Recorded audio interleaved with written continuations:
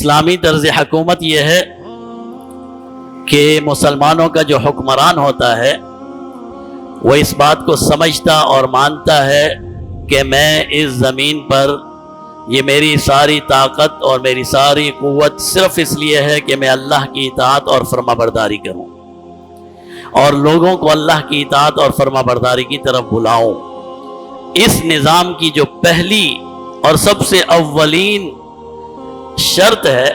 اور خود جناب نبی کریم صلی اللہ علیہ وسلم کے زمانے میں پیارے محبوب نے یہ شرط ہمیں عطا فرمائی، وہ یہ ہے کہ نظام خلافت یہ ہے کہ جو عہدے کا طلبگار ہو، جو طاقت اور قوت کو چاہتا ہو، اسے یہ عطا نہ کیا جائے۔ اس پہلا اصول جو ہے وہ یہ ہے کہ مسلمانوں کا خلیفہ اس شخص کو نہ بنایا جائے جو بادشاہ بننا چاہتا ہے، جو خلیفہ بننا چاہتا ہے۔ صرف خلیفہ نہیں، مسلمانوں کی حکومت میں کوئی بھی عہدہ اس شخص کو نہ دیا جائے جو عہدے کا طلبگار ہو۔ یہ پہلا اصول ہے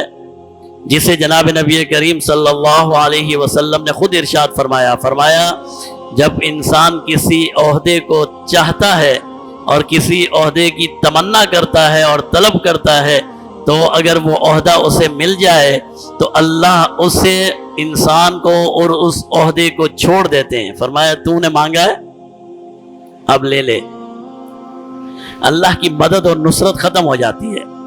اور فرمایا اگر کسی کو مسلمان زبردستی کا مطلب یہ ہے کہ انتخاب کر کے مسلمان کسی کو کسی عہدے پر بٹھا دیں اور وہ اس کو نہ چاہتا ہو